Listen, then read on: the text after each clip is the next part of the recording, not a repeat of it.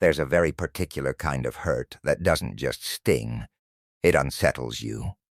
It's the pain of being betrayed by someone you once poured yourself into, the person you guided, the friend you sacrificed sleep for, the one you stood beside when they had nothing.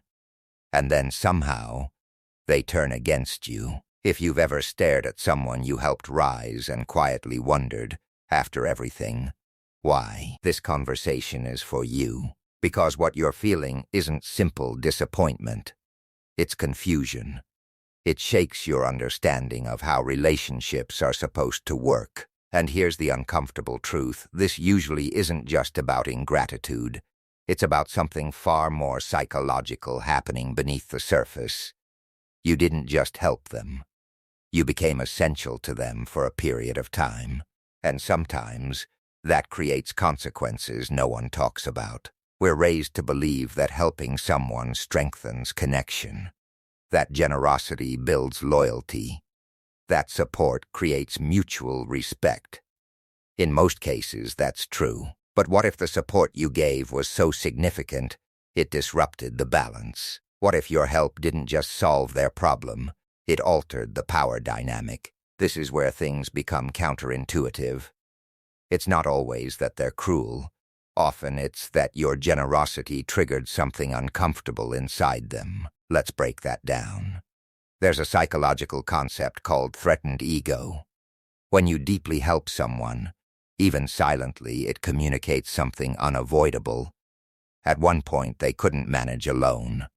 Now, a secure person can accept that reality, but someone with fragile self-worth may experience that memory as humiliation rather than gratitude.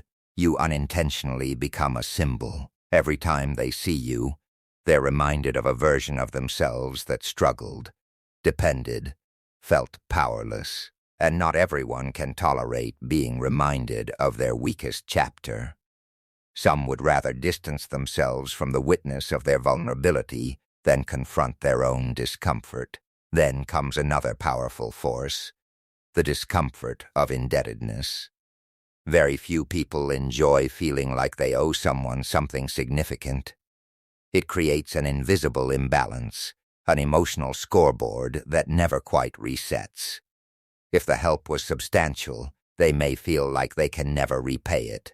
And when repayment feels impossible, gratitude can slowly morph into resentment. In fact, behavioral research has shown that people sometimes withdraw from those who've helped them most, not because they don't appreciate it, but because the psychological weight feels overwhelming. Avoidance becomes relief. Pushing you away becomes their way of restoring internal balance. But here's where it intensifies. Over time, that quiet discomfort doesn't disappear. It builds. At the beginning, the roles were clear. You were stable. They were struggling. The dynamic made sense. But life doesn't stay frozen. You kept growing. You kept achieving. You continued evolving. Now you're no longer just the person who once helped them. You're evidence of a widening gap. And that creates internal conflict. On one side, I'm capable, I'm strong. On the other, I needed them. That clash creates psychological tension, what's known as cognitive dissonance. Since they can't rewrite the past, the mind tries to reinterpret it. Your support becomes exaggerated in their memory, or minimized. Their struggle becomes temporary. Your motives become suspicious. And slowly, a new narrative forms that protects their self-image, not necessarily because they're lying, but because the brain prioritizes emotional survival. From here, another emotion can surface. Destructive envy, not the kind that motivates growth, the kind that feels threatened by your continued progress. Your wins become uncomfortable to witness. Your confidence becomes irritating. Your success becomes a mirror reflecting their unresolved insecurity. And sometimes, reducing you feels easier than improving themselves. To fully understand this, we have to separate guilt from shame. Guilt says, I made a mistake. Shame says there's something wrong with me. Needing major help can trigger deep shame in certain individuals. It touches identity. And when shame becomes intolerable, the mind looks for an escape. One common defense mechanism is projection. Instead of holding the painful belief I felt inadequate, the mind shifts it outward. It wasn't me, it was them. You become the reason they feel small. And once that shift happens, targeting you feels justified in their internal world. So how do you recognize this pattern early? There are signals. Do they mostly reach out when they need something? Do they downplay your contributions? Does your good news receive muted reactions? Do you leave interactions feeling oddly drained? Your nervous system is often the first to detect imbalance. Pay attention to subtle sarcasm, backhanded compliments, rewriting of shared history, small acts of undermining disguised as humor. These behaviors often indicate a struggle for control. It's about reclaiming power in a relationship that once felt uneven. Now the important question: what do? You don't become cold. You become discerning. Many natural helpers build identity around being needed. Their value feels strongest when they're rescuing someone. But when your self-worth is tied to saving others, you can unconsciously attract people who resent being saved. So the solution isn't to shrink your generosity, it's to structure it. Set thoughtful boundaries.